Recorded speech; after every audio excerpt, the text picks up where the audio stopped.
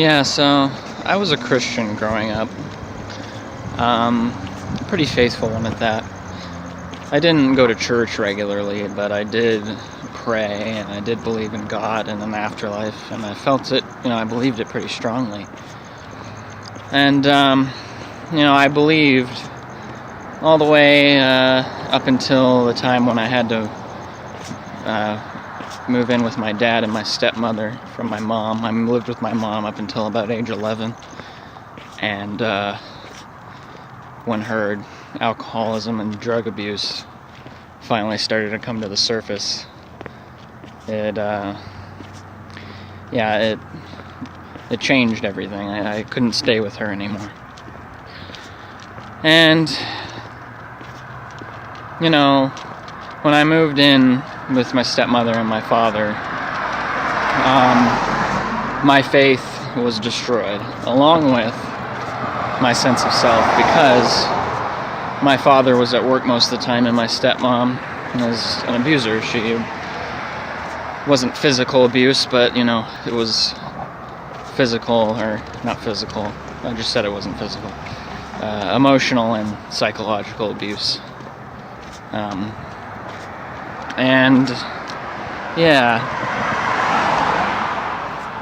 After having gone through that, and having everything I understood about myself and everything I understood to be true kind of smashed to pieces, I've been wandering lost and trying to find something to hold on to. And, I've been watching a lot of videos by Metasage. I'll leave a link to his channel below. But one of the things that Metasage talks about is how consciousness, or conscious beings, have a tendency to try and latch on to identifiers in order to form some kind of sense of self. And, it got me thinking, made me realize that the entire reason I've struggled so much over the years trying to define myself is because when everything was smashed, all that was left was emptiness. And ever since then, the story of my life has just been trying to latch onto anything to form an identity around, and failing. And I suppose if Metasage was watching this, he would perhaps say that I should embrace this emptiness instead of constantly trying to latch on to values, because trying to do that is just running away from what I guess he would understand as enlightenment. But to be honest, I don't like the idea of living this way. The idea of just being terrifies me, because I love meaning. I love value. That's one of the reasons I'm so attached to philosophy and, all these different ideas, reading into it, listening to people talk about it. I love meaning, and I love to interpret, and I don't know. The idea of living as an empty self, as an empty person, is terrifying. I can't see,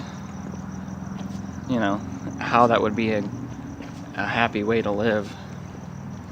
But then again, thinking about it, I have to wonder if that fear of letting go is just the Christian inside me calling out for God.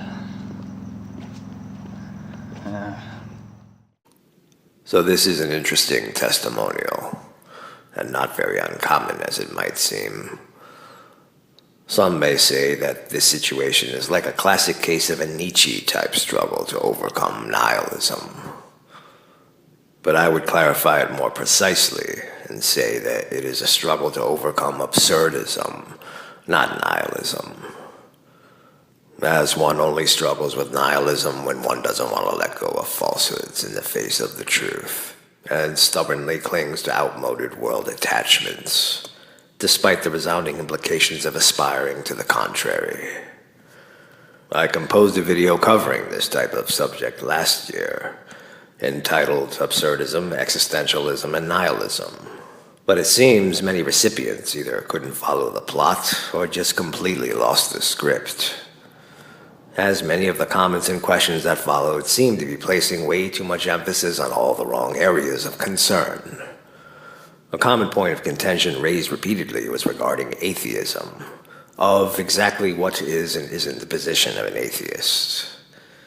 But that contention is mostly irrelevant, as the video is a narrative involving a quintessential journey, the potential progression of an existential explorer through philosophy into deeper positions, such as nihilism and existentialism, after rejecting theism, of which is a mandatory prerequisite. Hence, the atheist position wasn't being claimed to be something it's not. I was merely positing it as a possible starting point into deeper inquiry. You know, a chance to leave the crowded lobby where most end their inquiry before the journey has even begun.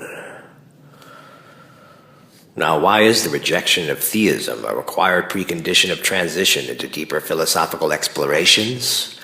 Well, I'm glad you asked. Until one is able to cast off the oppressive mind conditioning of conformist ideology, one will remain continually isolated from the truth, and thus ignorant to the fact that more complex philosophical conflicts even exist. The idea of a God takes care of all such concerns, and acts as both a pacifier and a safeguard against any possible philosophical existential crisis. God is the original objective truth, and provides to all the special needs of an advanced thinking creature that will naturally seek value, meaning, purpose, and narrative in existence. All this comes exclusively from the very lips of God himself. This is why objectivity stinks of religion, even when the idea is attempted in application with more scientific paradigms, like in conjunction with objectivist concepts such as determinism. And of course, this is where they will object and scream that no, the context of objectivity is different in science and religion. But it really isn't. Objectivity demands that you assign power and responsibility elsewhere, onto an extrinsic aspect. And whether that extrinsic aspect is a supreme deity or some fundamental elementary particle makes no difference in what it accomplishes in terms of the process of enslaving the mind.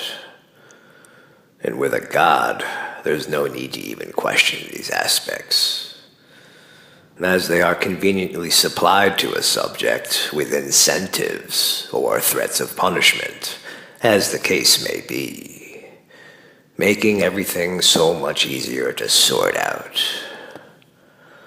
No bigger ideological bullseye could be contrived than that of religion. It's like a moth to a burning flame. No thought is required. It's literally a no-brainer, and the ignorance is surely pure bliss.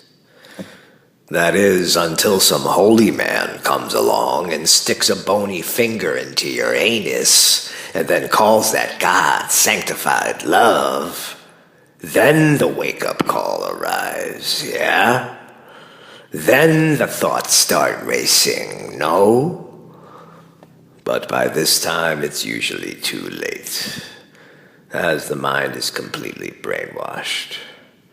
Despite the cognitive dissonance created by the holy man's finger probing deep in your anus. This situation will hopefully set the stage for the negation of religion. And what makes the separation from religion an existential crisis is the suffering one will endure overcoming their conditioning. But it's a rite of passage, and the way out of the crowded lobby. What's important is that there is a trigger that leads to the rejection of theism. I hate to disappoint many of you, but it's not always going to be a holy man's finger, sorry to say. Sometimes it'll be other events, as the case with our existential explorer in the beginning of the video. A family crisis, the breakdown of a personal relationship, becoming a victim of an injustice, the loss of something significant in one's life. The shattering of one's stability bubble may play out in a variety of different circumstances, but when the shattering comes, the existential explorer will find himself naked and alone, forsaken by an abstraction of a non-existent God, facing now a vast expanse of a seemingly impersonal objective universe that doesn't provide a subject with any objective value, meaning, purpose, or narrative. A cognitive dissonance unto itself. Next stop, absurdism. This is where Nietzsche had the opportunity to recognize the truth of awareness and was tasked to let go of his attachments to concepts about materialism, but instead failed dismally. For, you see, part of Nietzsche's problem, despite his survival through the death of God, and his subsequent passage into the fray of absurdism, going on to confront the implications of nihilism and ultimately rejecting its utility, was that Nietzsche stubbornly clung to abstractions. In this case, abstractions involving materialism. Hence, his entire investigative approach to the whole of philosophy and science was predicated entirely upon an erroneous premise. This is why Nietzsche was unable to succeed on his path, and finally suffered a catastrophic breakdown into mental illness. In hindsight, examining his trajectory in the light of the truth that Nietzsche himself so thoroughly rejected, we can appreciate how his voyage, while resonant and definitely a necessary stepping stone, was finally in vain. As Nietzsche didn't awaken and refused to move past his own subjectivism, thus fell into darkness. There's absolutely no need for an existential plight to become so bleak and despondent, or degenerate into such ruin. Nietzsche seemed to recognize the mystical phantasm that is the idea of objectivity, yet still, nevertheless, resisted introspective affirmation, choosing instead to criticize the philosophy of Kant, Descartes, and Plato, attacking thing in itself in cogito ergo sum, I think therefore I am, as unfalsifiable beliefs based on naive acceptance of previous notions and fallacies. And while his criticisms may have had some partial validity, I would still rate the findings of said philosophers higher than that of Nietzsche's observations. When a truth is falsifiable, it means that, in fact, it isn't a fundamental truth, but that it is only a truth relative to the discrimination of a personality, which of course means, instead, it is, in fact, a falsehood, even if conditionally true. So falsifiability is only applicable to illusion, which can't be said to represent the truth, due to its illusory nature. To falsify is to point outwards, and just by pointing outwards, the game is already lost. Falsifiability is reserved for contextual bullshit. It doesn't apply towards anything that could actually be true. The actual truth renders falsification impotent. One cannot falsify that which cannot be denied under any circumstances. And arguments based in abstraction soup are not legitimate as denials of reality. Then there's Nietzsche's perspectivism, which is basically his own brand of relativism. and is hardly profound, as this mindset leads one to form identifiers with the persona, instead of that which gives a persona its context. And what, may I ask, was Nietzsche's assertion that what makes a person great is the very act of valuing itself rather than the content of any value, based on other than his own naive acceptance of his own previous notions and fallacies concerning materialism. So it doesn't wash. It can't be avoided if lucid awareness is to set the mind free from its bondage. Point blank, your true nature is empty.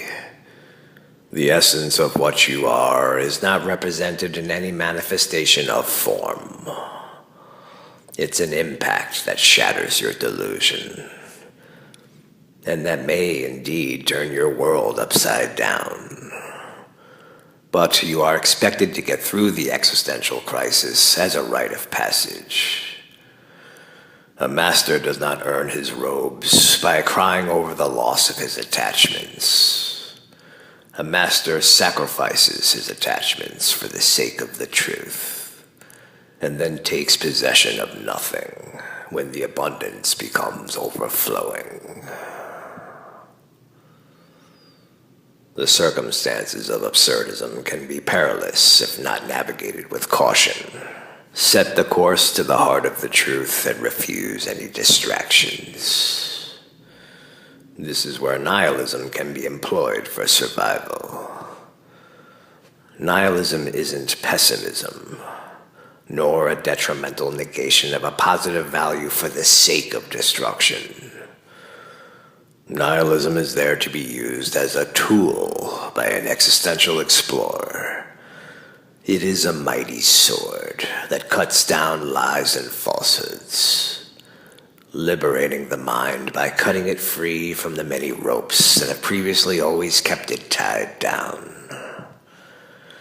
By doing this, we make room for solipsism, finally creating the space necessary to facilitate intimacy with the truth of the empty self. If the implications of the empty self are a source of anxiety, that means there is still work to be done in lucidity. Accepting the empty self unconditionally does not mean the end of value, purpose, meaning, or narrative. Accepting the empty self unconditionally opens the doorway towards authentic existentialism. Existentialism is the peace after the existential crisis. It's a newfound liberation after the burden has become lifted.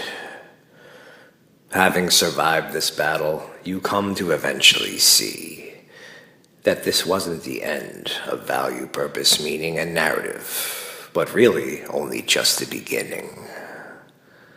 That, in fact, value, purpose, meaning, and narrative have really only just begun, but are now intrinsic, with a fresh understanding that the author of all these aspects is not objective, and that the source of all these applications is the ultimate emptiness within.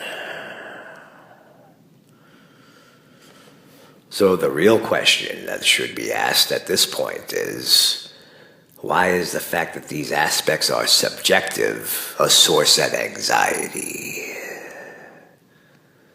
Embrace it as it is, unconditionally. There's no shame in the fact that you are making this whole fucking thing up as you go along. Run with it, and let go of the stigma you have associated with the interconnectivity of illusion and the mind.